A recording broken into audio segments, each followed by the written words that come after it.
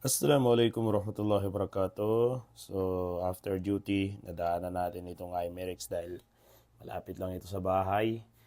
So, kumuha na ako dyan ng mega box at saka bulilit. Yan, huwag niyong kalimutan yung bulilit guys dahil napakalaking bagay rin yan. 21 reals lang tapos free na yung shipping charge niya. So, ayan, bumili rin ako ng extra tape na makakapal para lagyan yung mga dugtungan ng box. At least masigurado natin na medyo matibay siya. At pati nga dyan sa ilalim ay nilagyan ko na rin. Pagkatapos kong i-tape dyan sa labas ay nilagyan ko na rin sa ilalim ng extra support.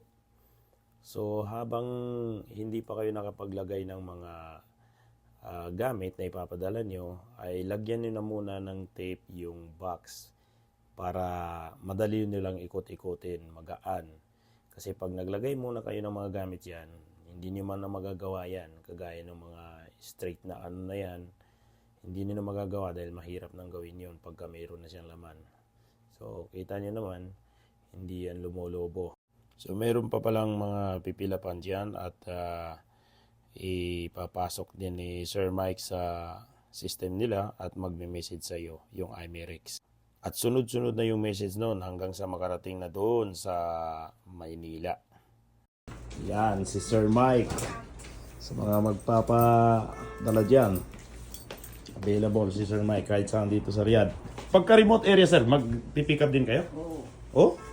Wag lang yung pagka may mga ganong isang oras ang biyahe, kailangan maramihan na para hindi naman masayang yung ano.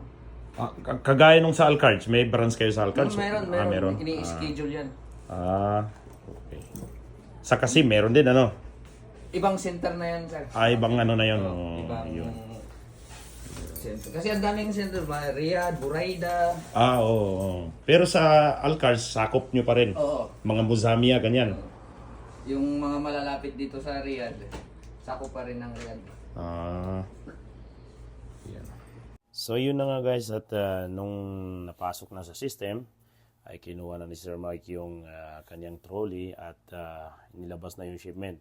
Sinadya ko talagang hindi siya tulungan dyan para videohan ko at makita talaga kung paano ba yung diskarte niya mag-isa para i-pick up yung malalaking shipment.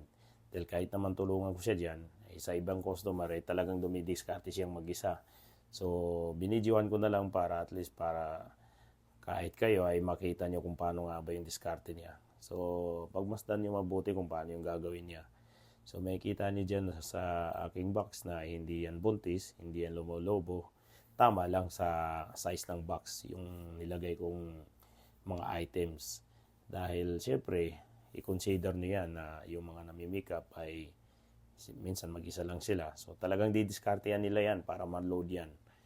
So ngayon kung sobra-sobra yung nilagay niyo dyan, sasabog yan.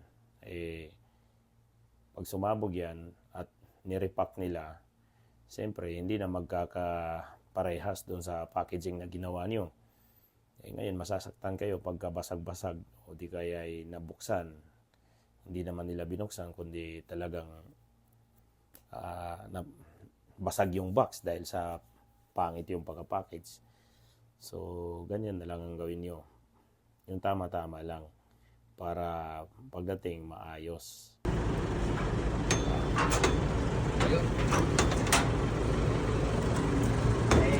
Yun, thank you so much, Sir Mike.